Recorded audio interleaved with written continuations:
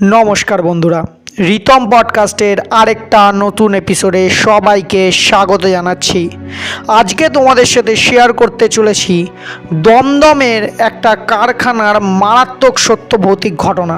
যদি তোমরা আমার ভিডিও ফেসবুক থেকে দেখো ফলো করে নিও, ইউটিউব থেকে দেখলে সাবস্ক্রাইব করতে ভুলবে না।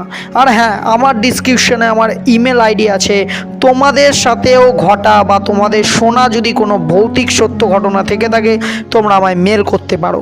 তো চলো আজকের গল্পটা শুরু করা যাক। আজকের গল্পটা আমাকে মেল করে দীনবন্ধু কর্মকার দাদা যেভাবে গল্পটা মেল করেছে তোমাদের সামনে ঠিক সেইভাবে তুলে ধরার চেষ্টা করছি। আমার নাম দীনবন্ধু কর্মকার। বয়স তখন আমার হবে, যখনকার ঘটনা তোমাদের বলবো, 25 বছর। সালটা 2014-15 ওরকম হবে। এখন আমি যথেষ্ট বয়স্ক একজন মানুষ, আমার এজটা আর মেনশন করলাম না। যাই হোক, গল্পটা ঠিক এরম ঘটে। আমি একটা জায়গায় জব করতাম যখন আমার 22 বছর বয়স ছিল, শিয়ালদা কোলে মার্কেট বলে তো সবাই জানবেই, ওখানেই আমি একটা জায়গায় জব করতাম। তার আগে বলি, আমার বাড়িতে শুধুমাত্র আমার বৃদ্ধা মা থাকেন। সেই বয়সে আমার বাবা যখন আমার 15 বছর ছিল অসুখে মারা যায়। তো আমার মাকে নিয়ে আমার আমি সংসার টানতাম। কোলে মার্কেট একটা ছোট্ট দোকানে কাজ করতাম। হঠাৎ করে কিছু কারণে দোকানটা বন্ধ হয়ে যায়। বন্ধ হয়ে যাওয়ার জন্য আমি এদিক ওদিক কাজ খুঁজতে থাকি, তার মাঝখানে কিছু কাজ করি। শেষে যখন আমার 25 বছর বয়স, সেই টাইমে গিয়ে আমি একটা ভালো কাজের সন্ধান পাই। স্যালারিটাও মোটামুটি ঠিকঠাক ছিল, সেহেতু জয়েন করবো ভাবি। তো আমি প্রথম যেদিন ইন্টারভিউ দিতে যাই, আমার সাথে অনলাইনে একটা দাদার যোগাযোগ হয়েছিল। ইন্টারভিউটা দিলাম সকালবেলা গিয়ে। কারখানাটার একটু বর্ণনা দিই। কারখানাটায় যখন তুমি ঢুকবে না, প্রথমে তো অনেকগুলো পার্কিং স্পট রয়েছে যেখানে গাড়ি টাড়ি পার্কিং করার আছে, অনেক বড় জায়গা। আর ভেতরটা না একদম নিস্তব্ধ। কারখানায় ঢুকলে অনেক আওয়াজ পাওয়া যায়, বাইরেটা পুরো নিস্তব্ধ। আমি যখন কারখানায় ঢুকি, ওটা ছিল লোহার কারখানা। ওইখানে নানান রকম জিনিস তৈরি করা হতো। তো যখন আমি ঢুকলাম, তো আমার একজন বয়স্ক লোক ইন্টারভিউ নিল। তো আমাকে আমার স্যালারিটা বলল, আর বলল নাইট শিফট কিন্তু করতে হবে, এখন দেব না, বাট পরে করতে হবে। আমি বললাম ঠিক আছে, কোনো অসুবিধা নেই, করা যাবে এখানে। তো প্রথম 1 সপ্তাহ আমার খুব ভালো কাটলো। তারপরে না আমার কেরম একটা ফিল হতো। যখন আমি কাজ করতাম ঠিক সকালে মনে হতো না, হতো দুপুরবেলা। ওখানে তো কারখানায় শুধু আমি না, অনেকে লোক কাজ করছে। তবুও কেন জানো আমার একটা মনের মধ্যে কেরম একটা খুঁতখুত হতো। আমি বলতে গেলে না, সত্যি কথা বলছে, আমার যখন 25 বছর বয়স, তার আগে আমি অনেক জায়গায় কাজ করেছি। এরম ফিলিংস না কোনো জায়গা হয়নি। মানে কিরম একটা হতো, মনে হতো একটা ছায়া সরে যাচ্ছে বা কেউ আমাকে দেখছে। এবার প্রথম যেমন হয় না, নতুন জায়গায় গেলে একটু ফিল হয়। তো আমি প্রথমে ভেবেছিলাম সেটাই। তো এরম করে আমার 1 মাস কেটে গেল, আমি বেতনও পাই প্রথম মাসের।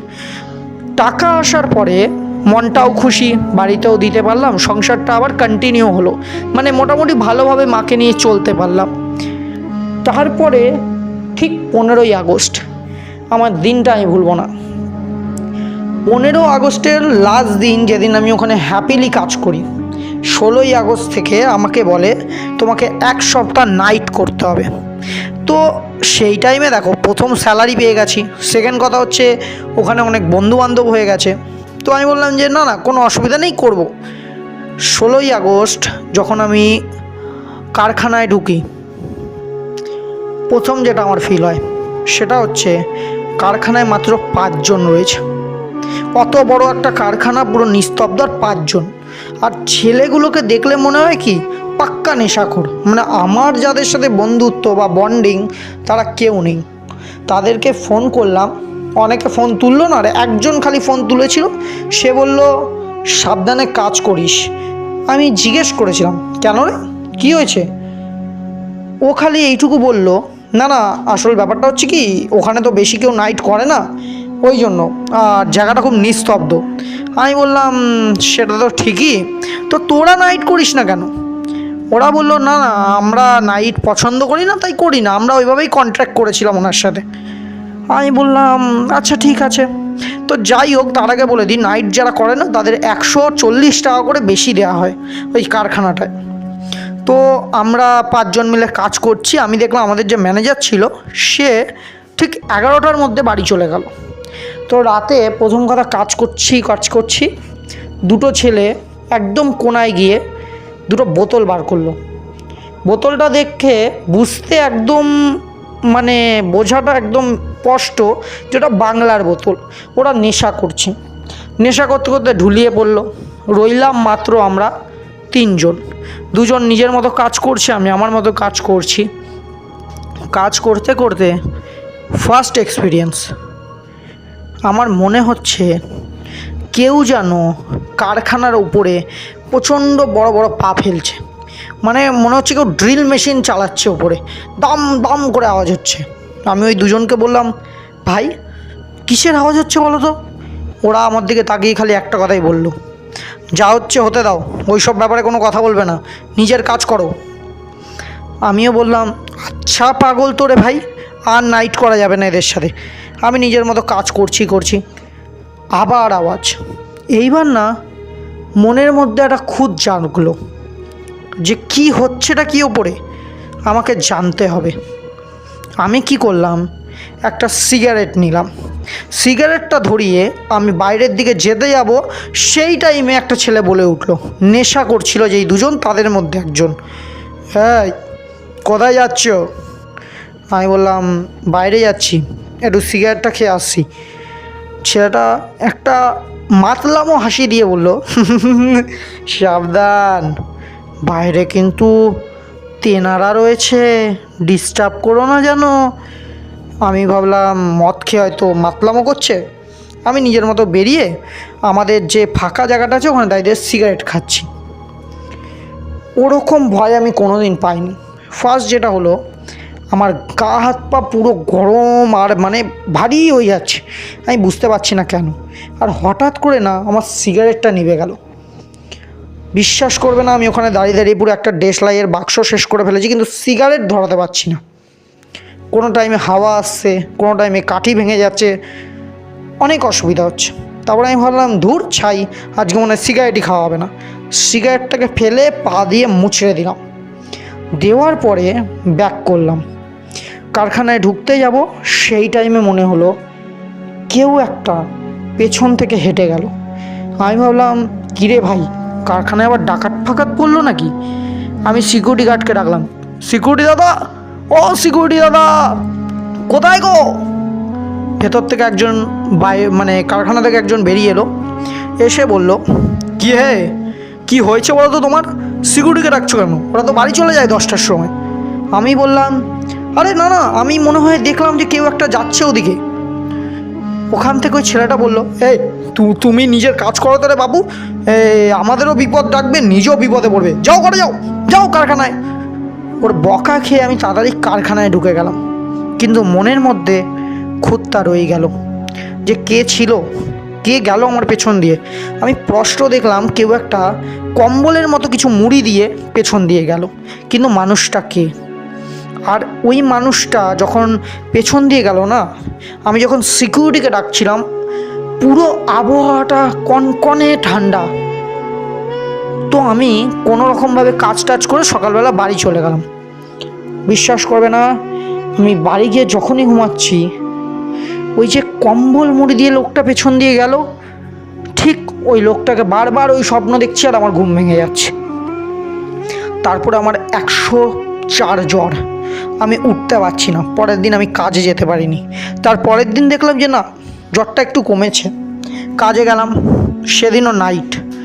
কাজে যাওয়ার পরে আমি দেখলাম আবার ওই ছেলেগুলো, কিন্তু এইবার সবাই মিলে মদ খাচ্ছে, 4 জনেই, শুধু আমি বাদে। কারণ আমি ড্রিঙ্কস করতাম, বাট আমি বাংলা খেতাম না। ওরা আমাকে বলেছিল অনেকবার, খাও খাও নাহলে কাজ করতে পারবে না। আমি ওদের মানা করে দিই যে না বাপু না, আমি এইসব খাই না। তো আমি নিজের মতো কাজ করছি, মেশিন চালাচ্ছি, কারখানায় যে যা যা মেশিন থাকে সেগুলো আমি অন করছি, সব নিজের মতো কাজ করছি। আমার ঠিক মনে হলো আমি একটা মেশিন চালাতে গেলাম, মেশিনটার পাশে কারখানায় একটা বড় জানলা মতো ছিল, ওটার মধ্যে খাঁচার মতো যে থাকে না তার দেওয়া, ওরকম ছিল জানলাটা। বাইরের দিকে তাকিয়ে দেখলাম সেই লোকটা যাকে ওই রাতে আমি দেখেছিলাম, কম্বলটা গায়ে দিয়ে একটা গাছের তলায় চুপচাপ দাঁড়িয়ে রয়েছে আর আমার দিকে দেখছে। আমি না ওর মুখটা স্পষ্ট দেখতে পাচ্ছি না। আমি এবার আর কাউকে কিছু বললাম না যে এরা শালা মদ টদ খায়, এরা কি চুরি টুরি করে, চুরি করে মদের টাকা আনে, আজ ধরবই। বাইরে আমি দৌড়ে গেলাম, গিয়ে দেখলাম কি হলো, গাছের তলায় তো কেউ নেই, আর গাছটা ছিল নিম গাছ। এবার হলো আমার সাথে একটা ভয়ঙ্কর জিনিস। আমি কারখানার দিকে যেতে যাবো, গাছটা সমানে নড়ছে, মনে হচ্ছে প্রচণ্ড ঝড় হচ্ছে, কিন্তু শুধু গাছটাই নড়ছে, মনে হচ্ছে গাছের ওপরে বসে কেউ গাছের ডালটাকে খুব জোরে নাড়ছে। এইবার আমি একটু গেলাম রেগে, আমি বললাম আমার সাথে কেউ মজা করছে। হাতের সামনে একটা লোহার বাঁশের মতো ছিল, আমি লোহার ডান্ডাটা তুলে নিলাম, তুলে বললাম এই কেনে গাছের মধ্যে। আওয়াজটা কমে গেল। তারপরে একটা বিনবিনিয়ে কান্নার শব্দ আমার কানে ভাসতে আসলো।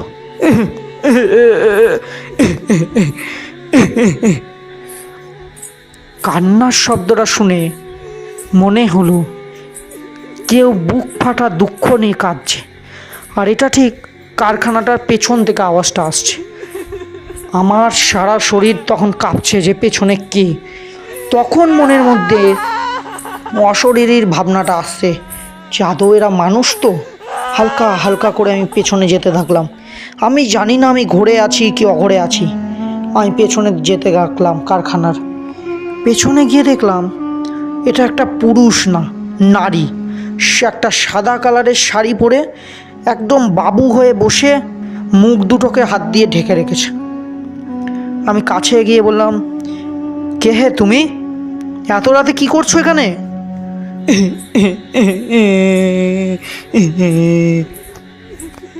কি হলো, কাঁদছো কেন, কি হয়েছে বলবে তো? আমার স্বামী মারা গেছে। আমি বললাম, কোথায় স্বামী, কি করে মারা গেছে? ওই যে ওইখানে কারখানা থেকে পড়ে গিয়ে। আমি না দৌড়াতে দৌড়াতে গেলাম, দেখলাম যে কে পড়ে রয়েছে, কারণ কারখানায় তো মাত্র আমরা 5 জন। গিয়ে দেখলাম একটা লোক যার মানে একদম কাত হয়ে শুয়ে রয়েছে, আর লোকটার মাথা দিয়ে অঝরে লাল গাঢ় রঙের রক্ত বেরিয়ে আসছে। আমি না ভয় পেয়ে গেলাম, তাহলে কি আমাদের সাথে আজকে রাতে আরও কেউ ছিল, সে কি কারখানা থেকে পড়ে গেছে? আমি না দৌড়ে গিয়ে লোকটার হাত ধরে লোকটাকে সিধা করলাম। ওই ভয়ঙ্কর দৃশ্য এখনও গল্প লিখতে লিখতে আমার গায়ে কাটা দিচ্ছে। ওর এক সাইড না মানে পচে গেছে, পচে পুরো হাড় দেখা যাচ্ছে। আমি চিৎকার করে পেছনের দিকে দৌড়াতে যাবো, ওই মহিলার পা একদম নোংরা, একদম মানে পচে টাইপের গেছে, আর মুখ এত বিশ্রী যে তোমরা দেখলে বমি করে দেবে। ওর মুখ দিয়ে লালা ঝরছে, চোখগুলো একদম লাল, আর মুখের এখান দিয়ে না পুরো কাটা, পুরো মানে ঠোঁটের সাইড দিয়ে পুরো কাটা। আর মনে হচ্ছে এই মাত্র না, ওকে অনেক অনেক বছর আগে কেউ মেরেছে। আর বউটার গলার মধ্যে না একটা লাল স্পট। আমার কাছে এগাচ্ছে, আমি বলছি আমাকে মেরো না, আমি চলে যাবো, আমাকে মেরো না প্লিজ, আমি হাতে পায়ে ধরছি, তোমায় মেরো না আমায়। ওই বউটা এগিয়ে এসে আমার কাছে বলল, অনেক বছর আগে আমার স্বামী এখানেই কাজ করত, পড়ে গিয়ে মারা গেছে আমার স্বামী। আর না ওই যে লাশটা ছিল পুরুষটার হালকা হালকা করে উঠতে লাগলো। আমি বলতে লাগলাম, বাঁচাও বাঁচাও, কিন্তু কেউ আমার আওয়াজ শুনতে পাচ্ছে না। ওরা দুজন মিলে একটা পাগলের হাসি হাসছে আমার দিকে তাকিয়ে, আর বলছে, তুইও আসবি এই দলেই, এবার থেকে তুইও আমাদের সাথে এখানে থাকবি, আয়, চলে আয় চলে আয় চলে আয় চলে আয়। তারপরে আমার কিছু মনে নেই। আমার যখন চোখ খোলে আমি হাসপাতালে ভর্তি। হাসপাতালে আমার হাতে স্যালাইন চলছে, আমার মুখের মধ্যে অক্সিজেন সিলিন্ডার লাগানো, আমার মাথা ব্যান্ডেজ করা, আমার এক পা পুরো মানে ব্যান্ডেজের মতো করে রেখেছে, কেটে পেটে গেলে যেই ব্যান্ডেজ লাগায় ওরকম ব্যান্ডেজ করে রেখেছে, আমার সারা শরীরে ওরকম ঘন ঘন ব্যান্ডেজ। তারপরে যখন আমার জ্ঞান ফেরে, আমি যখন চোখ খুলি, আমার মাকে আমি দেখতে পাই। আর যারা আমার কারখানার মালিক ছিল, উনি ম্যানেজার, সবাই আমায় ঘিরে দাঁড়িয়ে রয়েছে। আমার ঠিক হতে প্রায় 2 দিন লেগেছিল। তার মধ্যে এমন কিছু ঘটনা ঘটেছিল আমার সাথে, যেটা কল্পনা করলেও তোমরা কেঁপে যাবে। যখনই না আমি চোখ বন্ধ করছি, আমি দেখতে পাচ্ছি ওই দুজন আমার গলা টিপতে আসছে। আমি না হ্যালুসিনেট করছিলাম নাকি সত্যি দেখছিলাম আমি জানি না, আমার সব সময় মনে হচ্ছে না ওরা দুজন আমার পাশ দিয়ে ঘুরছে, আর আমাকে দেখে না প্রচণ্ড খিলখিলিয়ে হাসছে। ওই ভয়তে মনে হচ্ছে আমি স্ট্রোক করেই মারা যাব, কিন্তু হয়তো আমার বল শক্তি অনেক বেশি ছিল, তাই আজকে আমার কিছু হয়নি। তারপরে যখন আমি সুস্থ হলাম, ওরা আমাকে বলে, তোমাকে বলেছিলাম না যে ওটার পেছনে যেতে না। আই মিন ওই যে কারখানায় যারা কাজ করছিল, যারা নেশা করছিল, তাদের মধ্যে একজন আমায় বলছে, তোমায় বলেছিলাম না ওখানে শিয়ালের উৎপাত খুব বেশি, শিয়াল ফিয়াল টেনে নিয়ে গেছিলো না। আমি যখনই বলতে যাব যে আমার সাথে কী ঘটেছে, আমার সেই মুখ দুটো না মুখের মধ্যে ভেসে উঠছে, আর আমি ভয়তে চিৎকার করছি, বলছি না না না, আমি কিছু চাই না, আমি কিছু চাই না। তারপরে আমাকে বাড়িতে নিয়ে যাওয়া হয়। বাড়িতে নিয়ে যাওয়ার পরে এখানেই যদি গল্পটা শেষ হয়ে যেত, যে আমি সুস্থ হয়ে যেতাম, তাহলে হয়তো গল্পটা ইন্টারেস্ট হতো না বা লেখারও ইচ্ছা থাকতো না ভয় থেকে। বাট গল্পটা শেষ হলো না। আমার মা আমাকে বাড়িতে রেখে ওষুধ আনতে গেছে। ডাক্তার বলেছিল কিছু রক্তওয়ালা মাছ খাওয়াতে, তাই মা বাজার থেকে গিয়ে জ্যান্ত মাছ কিনে এনেছে। বাড়িতে পিছন দিয়ে তালা দিয়ে গেছিলো, আমি ঘুমাচ্ছিলাম বলে। তালাটা খুলে মা যে দৃশ্য দেখে, সেই রকম দৃশ্য প্রচণ্ড ভয়ানক। মা দেখছে মাছের বাটিটা একদম দোরগোড়ায় পড়ে আছে, আর আমি পুরো একদম পা দুটোকে বসিয়ে, আমি একদম পায়ের ওপর ভার দিয়ে বসে মাছগুলোকে কড়মড় কড়মড় করে খাচ্ছি, কাটা শুদ্ধ। আমার মুখে পুরো মাছের রক্ত, আর এক হাতে মাছগুলোর মাথা না একদম চিপে ধরে রয়েছি। একটা মাছকে একদম চিপে ধরে রয়েছে, আর একটা খাচ্ছি হাত দিয়ে। মা দেখে প্রচণ্ড চিৎকার করে ওঠে, আর আমার চোখ তখন লাল, চুল ফুল খাড়া খাড়া হয়ে রয়েছে। আমি উঠে মাকে বলতে থাকি, হ্যাঁ হ্যাঁ হ্যাঁ হ্যাঁ হ্যাঁ, মানে এই শব্দগুলো আমি লিটারেলি করি। আর বাড়িতে না ভাঙচুর করতে থাকি। আমাদের একটা ব্ল্যাক অ্যান্ড হোয়াইট টিভি ছিল, আমি ওটাকে দাম করে মেরে ভেঙে দিই, কলসি ভেঙে দিই। ওই আওয়াজে পাড়ার সব লোক চলে আসে। বিশ্বাস করবে না, বড় বড় লোক, মানে চেয়ারাবান লোক আমাকে ধরে রাখতে পারছে না। আমি দুটো লোককে একসাথে গলা টিপে একদম সাইড করে দিচ্ছি। আমাদের পাড়ায় একজন মোল্লা বাবা থাকতো, উনি চলে এলেন। উনি দেখেই আমাকে বলল, মানে আমার মাকে বলল, এ তোমার ছেলে না, একে তো অন্য কেউ ভর করে নিয়েছে, তাড়াতাড়ি যাও গিয়ে এই এই জিনিসগুলো নিয়ে আসো। উনি কিছু জিনিস বলে দেয়, সেগুলো আমি উল্লেখ করলাম না, সেগুলো আমার মাথায় ছেড়ে দেয়, আমি একটু শান্ত হই। কিন্তু উনি বলে যে এখানেই কিন্তু তোমার ছেলের শান্তি নেই, ও কিন্তু ছাড়বে না। আমার এত শক্তি নেই যে আমি তোমার ছেলেকে বাঁচাতে পারবো, তাড়াতাড়ি গিয়ে ওঝা ডেকে আনো। আমরা একটা ওঝার খোঁজ পাই, তিনি আসেন। ওনার যা যা প্রক্রিয়া থাকে মা সব জোগাড় জান্তি করে দেয়।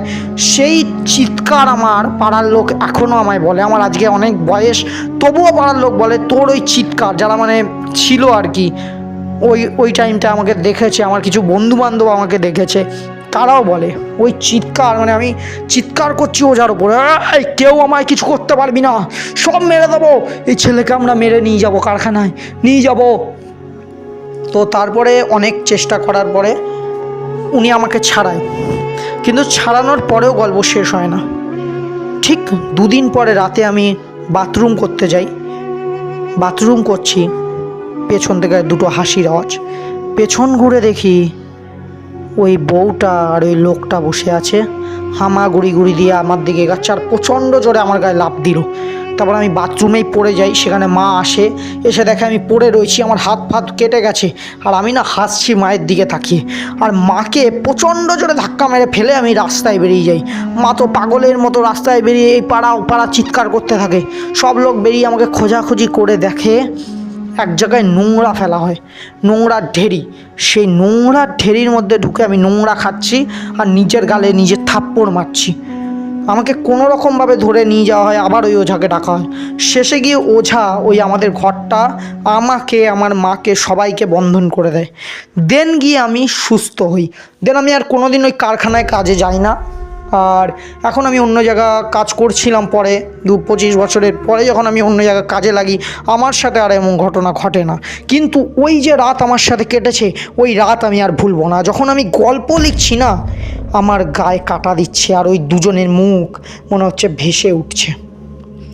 এই ছিল আমার লাইফে ঘটে যাওয়া গল্প। যদি তোমার ভালো লেগে থাকে অবশ্যই পড়ে শুনিও। Thank you. প্রথমে বলি, গল্পটা কিন্তু আমার আজকে মারাত্মক স্ক্যারি লেগেছে। মানে উনি অনেক কিছু হাইড করেছে, কারখানার নাম থেকে শুরু করে অনেক কিছু, বাকি সব কিছু আমার খুব ভালো লেগেছে। কারখানাটা এখনও আছে তাই হাইড করেছে নাম, এটা ছাড়া আর কিছুই না। হ্যাঁ, যাই হোক, ওনার গল্পটা আমার খুব ভালো লেগেছে। যদি তোমাদেরও ভালো লাগে, লাইক, শেয়ার, সাবস্ক্রাইব করো, আর কমেন্টে জানিও ওনার গল্প কেরম লাগলো। আর হ্যাঁ, শেয়ার করে বন্ধুদের ভয় দেখিয়ে দিও। ইমেল আইডিতে তোমাদের লাইফের গল্প পড়ে শুনিও, বা বলে শুনিও, বা লিখে পাঠিও মেল আইডিতে। আমি অবশ্যই পড়ে শোনাবো আমার কণ্ঠে।